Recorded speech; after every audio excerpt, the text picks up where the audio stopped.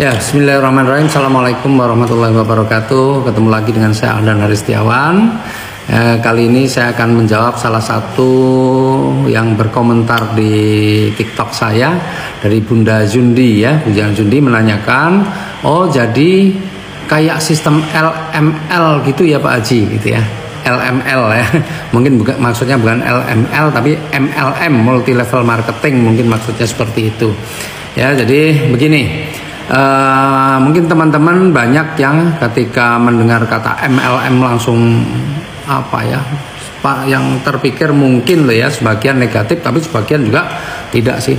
Nah, saya sebelum saya menjawab bahwa ini apa yang saya jalani adalah sistem MLM, tapi saya juga perlu menjelaskan juga kepada teman-teman tentang sistem pemasaran. Ini supaya kita mempunyai pemahaman yang utuh tentang sistem pemasaran. MLM itu adalah sebuah sistem pemasaran ya, juga bukan bisnisnya tapi sistemnya, sistem pemasaran. Jadi sistem pemasaran itu ada 3 kurang lebih.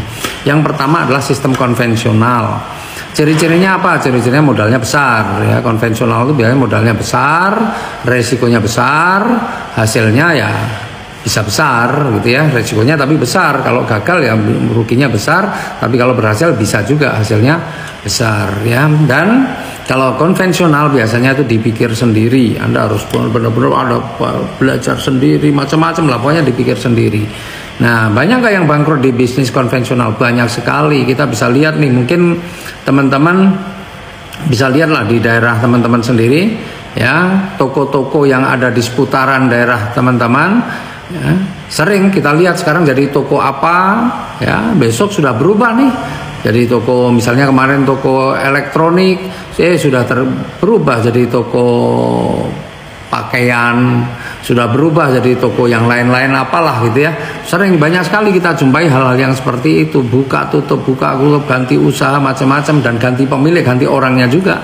Artinya, kenapa dulu orang buka toko di situ kok sekarang sudah ganti yang lain? Bisa jadi semakin berkembang sehingga pindah tempat yang lebih luas, bisa jadi yang pertama, atau yang kedua bisa jadi juga rugi, bangkrut ya, sehingga tidak mampu lagi memperpanjang kalau itu kontrak, sehingga digantikan oleh orang lain. Yang rugi banyak. Tapi sering nggak kita dengar ada yang mengeluh, waduh kapok aku jadi pengusaha konvensional? Nggak ada, nggak pernah dengar saya ada orang yang kapok gitu ya. Nah, itu yang pertama. Padahal sekali lagi modalnya besar, resikonya juga otomatis besar, meskipun potensi hasilnya juga bisa jadi besar, dan yang pasti dipikir sendiri. Kemudian ada ya sistem pemasaran yang kedua ya, yaitu namanya franchise, atau kalau bahasa Indonesianya waralaba ya, waralaba. Nah, franchise itu macam-macam. Ada franchise kebutuhan hari-hari, ada franchise untuk makanan ya, ada franchise untuk pendidikan, ada franchise untuk pengiriman barang atau kargo ya. Itu banyak sekali ya. Misalnya nih Indomaret, ada KFC, ada apalagi McDonald, ada lembaga pendidikan lah, seperti saya juga pernah ambil franchise salah satu lembaga pendidikan. Nah, cirinya apa franchise? Cirinya modalnya juga besar, resikonya otomatis kalau modalnya besar, risikonya pasti besar. Potensi hasilnya juga bisa besar ya, karena risikonya besar, potensinya juga bisa besar. Dan enaknya kalau franchise nggak dipikir sendiri, ada pendampingan, ada mentoring gitu ya, itu franchise. Tetapi apakah semua franchise berhasil? Ya nggak juga, karena banyak juga franchise yang kemudian tutup ya. Ya contohnya mungkin ya adalah salah satu restoran rumah makan yang sekarang malah udah tutup. Jadi tetap saja modalnya besar, otomatis resikonya besar, potensi hasilnya mungkin juga besar, tetapi juga keunggulannya franchise itu ada mentoring, ada pendampingan ya. Jadi kalau teman-teman ada kesulitan bisa ada tempat konsultasi. Nah, itu yang kedua. Tapi apakah ada yang nggak berhasil? Ya banyak. Franchise yang nggak berhasil juga banyak. Saya sendiri pernah ngalami. Tapi ada pernah nggak dengar, wah kapok aku untuk jalankan bisnis franchise? Nggak ada ya, nggak pernah dengar saya bahkan ya itu.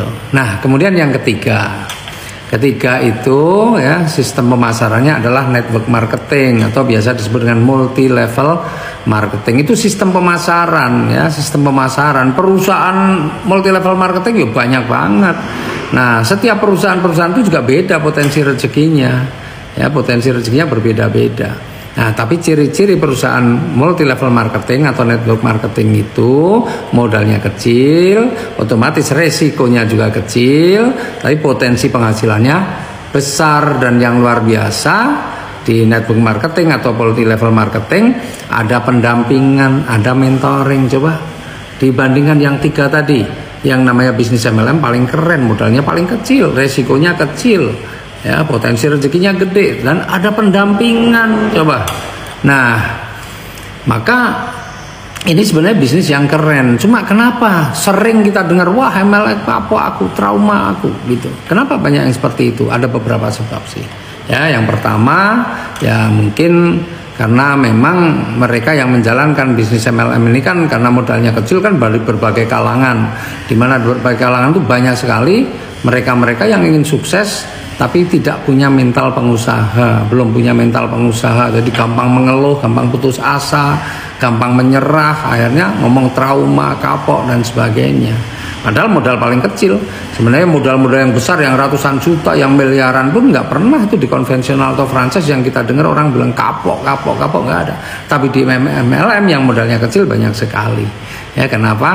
Ya karena mereka ya belum punya mental pengusaha, itu yang pertama. Yang kedua, banyak sekali juga mereka karena nggak paham dengan bisnis, ya mereka mungkin nggak ada latar belakang bisnis, mereka ikut bisnis yang dipasarkan dengan MLM tapi bisnisnya ilegal, bisnis yang tidak legal, bisnis yang abal-abal, bisnis yang tipu-tipu. Akhirnya, wah saya bangkrut di bisnis MLM.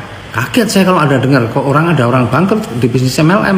Itu pasti MLM yang nggak benar, MLM yang ilegal. Kenapa? Karena biasanya yang seperti itu yang nawar-nawarkan investasi, setor sekian Anda nggak usah kerja, yang nanti setiap bulan 10% atau berapa persen. Nah itu tipu-tipu. Kalau udah gitu itu pasti nggak legal. Nah memang dipasarkan dengan cara MLM. Nah salah satunya banyak korban-korban bisnis seperti itu, sehingga dia berpikir aku trauma gitu ya. Nah atau mungkin juga ada yang berpikir bahwa di bisnis MLM, waduh aku nggak mau MLM. Kenapa MLM nggak mau? Aduh itu mau cari-cari orang. Nah ini berarti kalau yang ngomong begitu nggak mau cari-cari orang berarti bukan pengusaha. Karena pengusaha itu semua cari orang. Ya saya alhamdulillah ya saya juga punya sekolahan. Punya sekolahan tuh cari murid. Muridnya orang atau bukan? Orang, ya cari orang. Saya punya usaha properti perumahan ya dulu. Itu pun juga cari pembeli. Pembelinya orang atau bukan? Orang, cari-cari orang. Semuanya yang punya pesawat sekalipun cari orang, karena penumpangnya yang dicari adalah orang. Yang punya hotel emang nggak cari orang yang nginep di situ, yang dicari orang kan. Nah berarti cari orang, cuma cara mencarinya berbeda-beda. Nah, itu kan ada yang dengan iklan, yang keluarin modal yang besar untuk iklan-iklan. Nah kita cara mencarinya tidak harus dengan iklan. Dengan iklan boleh, mungkin boleh ya, iklan pribadi ini seperti lewat TikTok, lewat sosial media kan kita beriklan juga. Atau mungkin ketemu langsung ya, direct selling, penjualan langsung. Nah jadi image negatif terhadap MLM itu sebenarnya bukan karena mereka bangkrut, mereka rugi, tapi karena ketidakpahaman saja, karena belum ada mental, kemudian ketidakpahaman memilih bisnis yang benar. Coba kalau punya mental pengusaha, mampu memilih bisnis yang benar, saya yakin nggak ada orang bilang trauma MLM. Kenapa? Ya karena yang bilang begitu memang belum punya mental pengusaha, biasanya seperti itu. Kemudian ada juga nih kalau wah MLM saya nggak mau MLM tuh, karena itu yang hanya menguntungkan yang di atas. Emang ada bisnis yang merugikan yang di atas? Ya nggak ada lah, semua itu pasti menguntungkan yang di atas semuanya. Kalau merugikan nggak akan diajak Anda ya. Dan bukan hanya di MLM, di bisnis apapun itu menguntungkan yang di atas. Bahkan Anda bekerja pun menguntungkan yang di atas. Tapi yang di atas itu juga semua melalui proses di bawah. Ya misalnya saya nih, alhamdulillah sekarang saya sudah ya mencapai prestasi lah di bisnis PT BES ini. Saya dulu memulainya dari awal, bukan dari langsung tahu-tahu saya sudah di atas. Saya dulu menguntungkan yang di atas, gak ada problem. Ya, jadi insya Allah kalau Anda paham bisnis MLM, maka Anda tidak akan berkata negatif tentang bisnis MLM. Tinggal Anda pintar-pintar memilih bisnis yang tepat supaya Anda tidak tertipu. Oke, ya.